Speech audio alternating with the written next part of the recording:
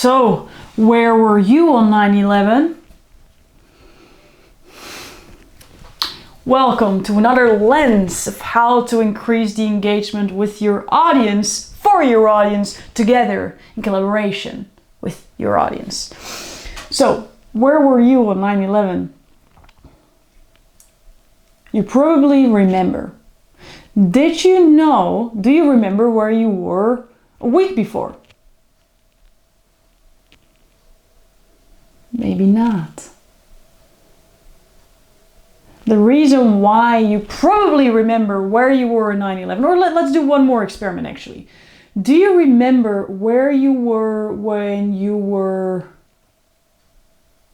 10 years old and where you went to go on holiday? Maybe you did, just as me, because you went to the same place over and over again. But maybe just as the wide variety of my audience when I asked that question doesn't. But can you remember a beautiful memory when you were a kid? Like a magical moment? You probably could, right? For me, it was going fishing with my grandpa, who had a boat, a blow-up boat with like all different people, and we would go for mackerels, and I see those fishes, I smell them. I remember there was like this rainbow on their skin. It was magical, and I totally remember it. The whole full experience. This is the beauty of anchoring emotion and a vision that people see, feel, hear, and know, and recognize and experience while you are speaking. So what we are going to talk about now is the difference between being broad and overarching and generalizing to specific and showing people pictures that they can store into their mind's eye. So let's just say that the now and the new, that the journey you want to bring people on is that you grew up in a poor family financially, didn't have a lot of money, and then build your way up, and at some point had 6 figures on your own bank account. This is a story of actually someone worked in the Speaking Academy. It was absolutely freaking amazing. She went through it and she's now inspiring others to do the same. And her secret sauce is taking care of your body, because she saw a lot of people become wealthy, didn't feel fulfilled, and she created a lifestyle where she didn't only just had the money, but also a fulfilling life with a healthy lifestyle. So she wanted to anchor in that she grew up in a poor family financially. And that's what she said in the beginning. She said, I grew up in a poor family, we didn't have a lot of money, and that's why blah, blah, blah, blah, blah, blah. And she continued with the story. Now we went through the lens that we are about to go through. Specificity. Because when you can give specific examples, then the emotional engagement, the recognition, the release of hormones that help you remember, that help you feel, that help you store the information gets released. So we thought about how can you express a poor financial situation in actual experiences that you went through. And then she created a list. Like, for example, she always wore secondhand clothing. When they went to the store, they could never pick candies because they didn't have the money for it. When they went to the supermarket, they didn't come with 3 different types of, I don't know what she said, jam, but she just had to pick the one, right? And she came up with different pictures, different scenarios, different picture statement of small stories, scenes of her life that said, I grew up in a poor family. She didn't have to say that literally. Now, what are the advantages besides everything I've already mentioned? An extra dimension is when you open up the imagination of other people because they're connecting with a story, they're connecting with an emotion, they're connecting with a picture, you give them the freedom to really dive into their own memories, and they will get different breakthroughs than you might have created when you were very literal. So when you say when you say we grew up in a poor family, everybody hears you grew up in a poor family.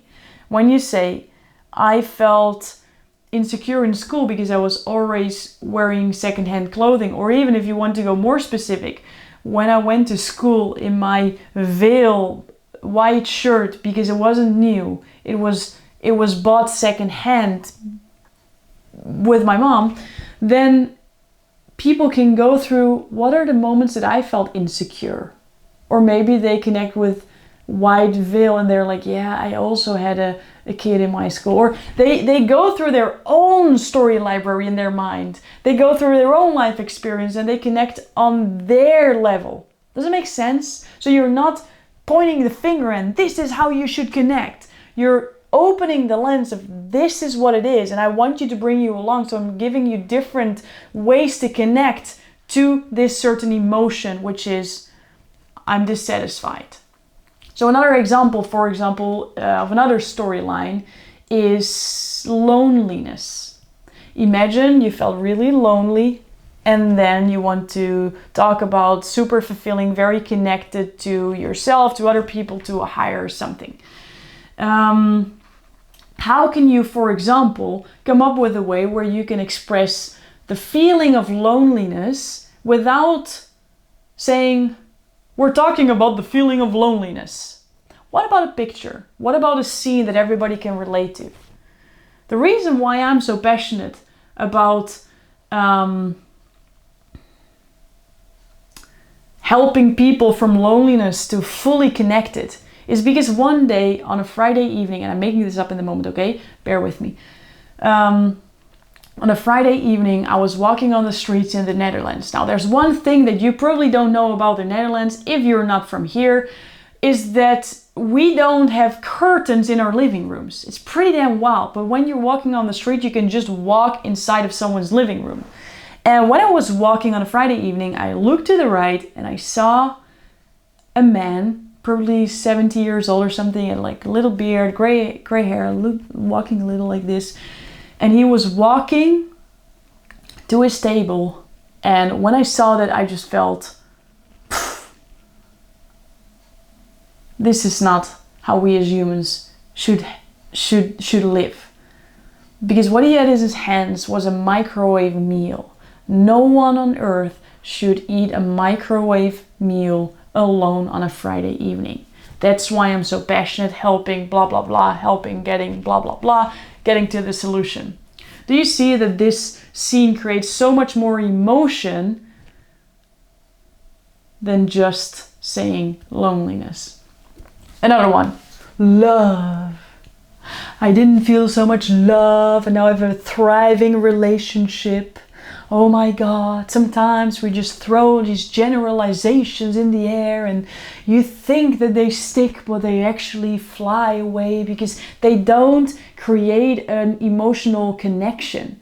So how can you create an emotional connection? How can you come up with picture statements of little stories that make it easier for people to see, feel, hear, and experience what you're saying, so they feel it, so it's stored in their memory for a longer time, and they actually want to say yes to their next level, to your next level, because they feel understood, seen, know it's for them, know they love you, all those beautiful things we've already talked about. So in this case, what about, this is, I always have to laugh about this one when I see it, is instead of saying now they're in love, to say, you know, they're holding hands on a bicycle.